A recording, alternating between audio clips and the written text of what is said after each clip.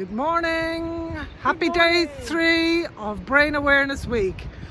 And it's St. Patrick's Day. So there's myself and my mermaid friend, Robb, aka Jo O'Connor. So she's the Aussie, but she's a paddy for the day. So more from us as we're down by the river's edge. Happy St. Patrick's Day.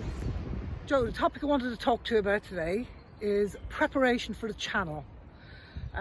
So you, as the Aussie in the team, grew up sea swimming. So just curious to know how you feel that kind of benefited you on the day and what other challenges you had.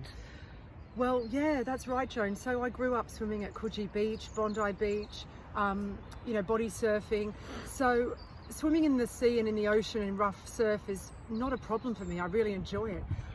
So I wasn't expecting that actually, and I didn't realise it would be a challenge for some of the other mermaids. But as soon as I got into the water at Dover Harbour, I felt like I was home again. So it felt very natural for me swimming in waves. It didn't bother me at all. What did bother me, as you know, Joan, was the cold.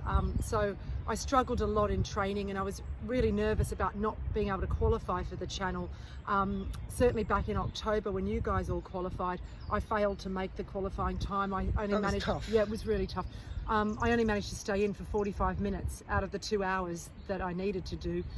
So it took me a whole winter to build up the tolerance, put on some weight, and I was still nervous about it on the day we did the qualifier. Finally, I did mine in May, but in the end I did it, and actually I did it without too much trouble. So just goes to show, doesn't it, regular cold water exposure and a bit of extra weight really helps. And I think it's a good point that, while we're showcasing open water swimming at the moment, what we wouldn't advocate is that people get into cold water swimming in swimsuits at this time of year. You've got to start in the summer and acclimatise over the winter, and that was kind of how you did it. Definitely. Starting in summer and then continuing through the winter is the way to do it.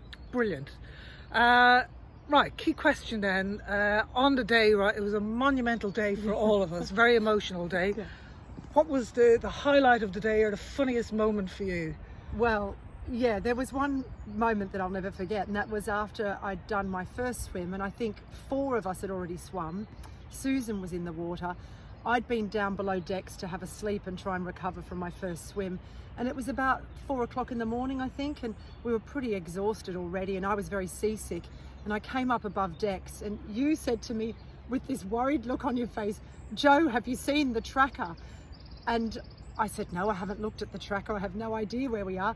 And it was a beautiful morning, and the water was calm, and Susan was swimming away. We all felt pretty tired and sick though.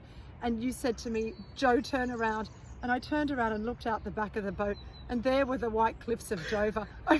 We could have thrown a stone at them. Oh, it was very disconcerting. We'd gone absolutely nowhere after 4.5 hours. It was pretty devastating. And in that moment I thought, oh my God, this is a lot tougher than I realised.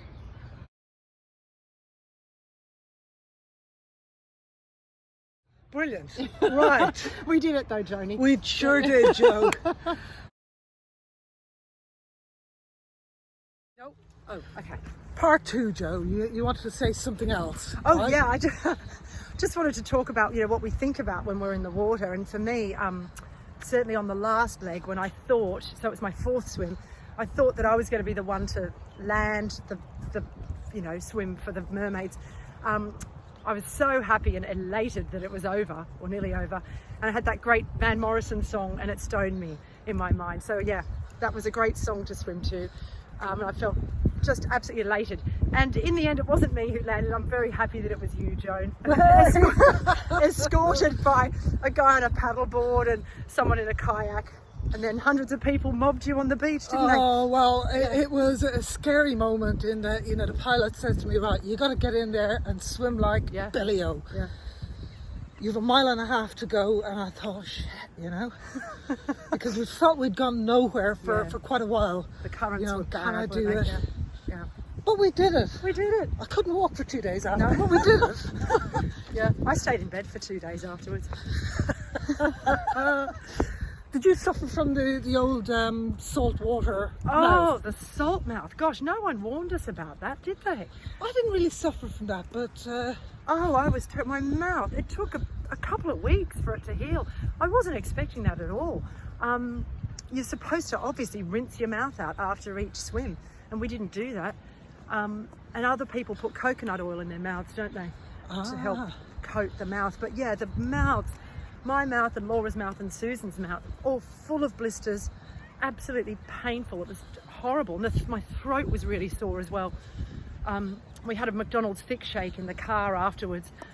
Oh, that was the best McDonald's thick shake I've ever had. It was so soothing and lovely.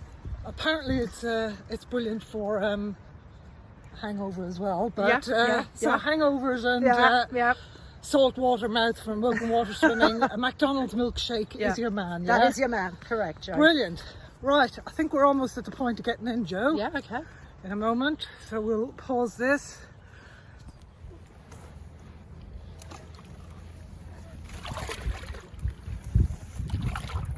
What's the temperature like, Joan? Not bad. Yeah. Not bad. Make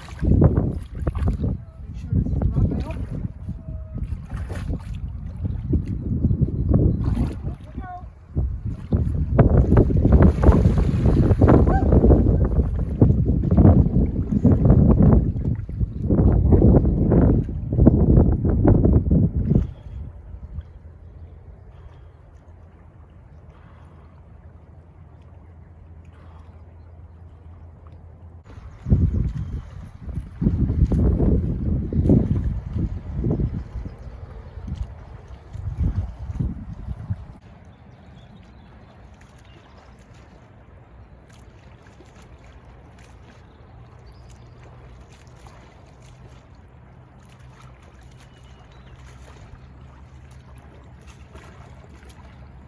Whoa!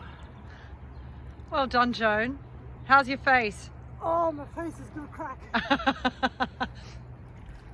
Oh. That's beautiful today. My St. Patrick's Day costume. Woo!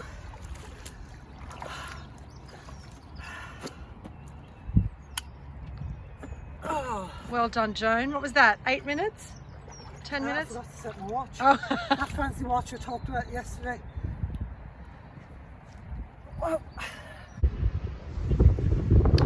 So, parting words on day 3 of Brain Awareness Week. Our guest speaker today is Peter Kavanagh from the Irish Motor Neurone Association. So Peter, loved your video. I think it's a poster child really for open water swimming. If that doesn't entice people into the water, I don't know what will. But if you could support us please on henleymermaids.com, all money raised will go equally to the 4 charities that we're covering this week. And very final shout out on St. Patrick's Day to the very special Luke Temple. Happy St. Patrick's Day all. Have a great day. Bye bye.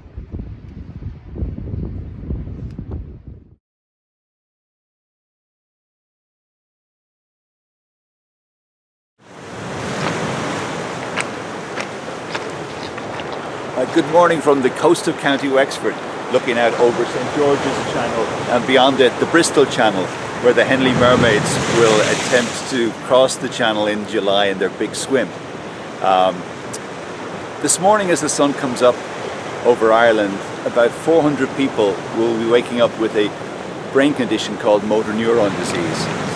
Motor neurone disease is a terminal, incurable condition which robs people of their mobility and often their voice, their ability to swallow, and ultimately their ability to breathe. The Irish Motor Neurone Disease Association helps these people in practical ways by providing nurses, specialist nurses who can visit them at home, and also equipment which will make their life easier at home. All kinds of things from specialized chairs, wheelchairs, devices for helping people who've lost their voice to speak, and many practical ways to help people around their homes. I've some first-hand experience of that and the good work that they do.